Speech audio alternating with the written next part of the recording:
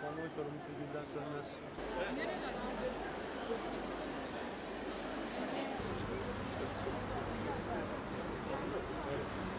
Elinden tutar.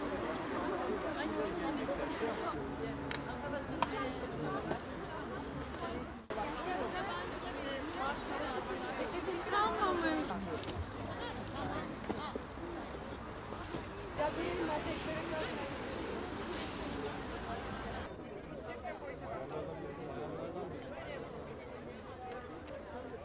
Biraz bekleyeceğiz.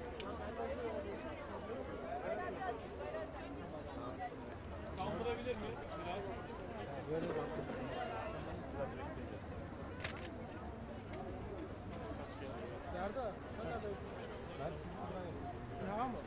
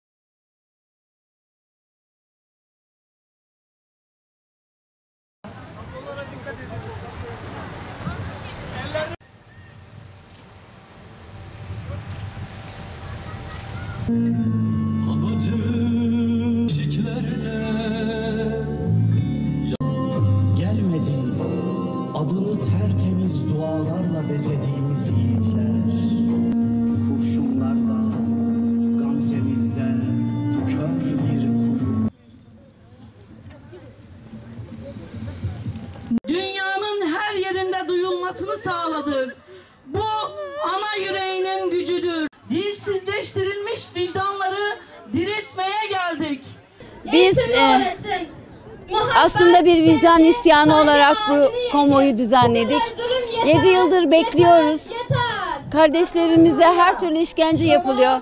Küçücük kız çocuklarına babalarının göz önünde tecavüz edildi Suriye'de. Çocuklar katlediliyor. Kadınlara, 80 yaşındaki kadınlara bile her türlü işkence ve kötülük yapılıyor. Biz buna isyan ettiğimiz için ve hiç kimse hiçbir şey yapmadığı için kadınlar olarak yola düştük. Çağrımızı Türkiye'nin dışına taşıdık ve dünyanın dört bir tarafından ve Türkiye'nin bütün şehirlerinden kız kardeşlerimiz bu vicdan isyanına destek verdiler ve buraya geldiler. Bugün buradan çok büyük sessiz bir çığlık dünyaya ulaştırmak istedik. Tahmin ediyorum ki ulaştı çünkü bütün yol boyunca özellikle birçok ülkeden yayınlar yapıldı. Birçok ülkeden medya bağlantıları yaptık. Anladık ki dünyanın dikkatini çekmeyi başardık. Artık kimse o kadınları görmezden gelemeyecek. Şimdi ikinci amacımız, biz kardeşlerimizin çıktığını, o zindanlardan kurtulduğunu gözlerimizle görmek istiyoruz. Onlara dokunmak istiyoruz, onlara sarılmak istiyoruz. İkinci amacımız bu. Üçüncü amacımız da artık savaş bölgelerinde tecavüz, kadınlara yapılan suçlar bir silah olarak kullanılmakta. Bununla ilgili de bir isyanımız var. Herkese şunu söylemek istiyoruz. Savaşın da bir ahlakı ve hukuku vardır. Lütfen kim ne yapacaksa yapsın, etkili tedbirler alalım. Suçluları ağır cezalarla cezalandıralım ki hiç kimse ne savaş zamanı ne de barış ortamında hiçbir kadına, hiçbir çocuğa dokunamasın. Çocuklarını bıraktılar, geldiler. Evlerini bıraktılar, geldiler. Kimisi işlerinden izin aldı, patronuyla kavga ederek geldi. Kimisi okulunu astı geldi. Kimisi Brezilya'dan kalktı geldi. Kimisi Japonya'dan geldi. Bu aslında bir kadın dayanışması. Yani ve yol boyunca da gözyaşı dökerek geldiler, ağlayarak geldiler. Herkes birbirine muazzam bir yardımlaşmayla çok zor bir yolculuğu en ufak bir tatsızlık olmadan, kimse kimsenin kalbini kırmadan geldi. Şu gördüğünüz topluluğun içerisinde her fikir var.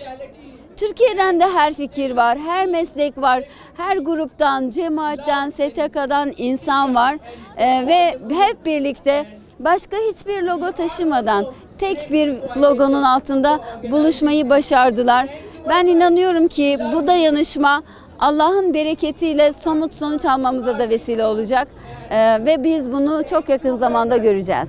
Onlar aslında Birleşmiş Milletler, uluslararası mekanizmalar, dünya savaşları sonrasında oluşturulan mekanizmalar. Muazzam metinler yazıyor orada. Kadının korunması, çocukların korunması ve insan haklarının korunması ile ilgili. Ama şurada şunu net bir şekilde görebiliyoruz ki maalesef bu güzel sözler iyi somut sonuçlar oluşturmuyor. Aslında bu aynı zamanda buna da bir mesaj. Ya iddiaları gibi olmalılar ya da biz onların bu iddialarından artık vazgeçtiklerini düşünmeliyiz.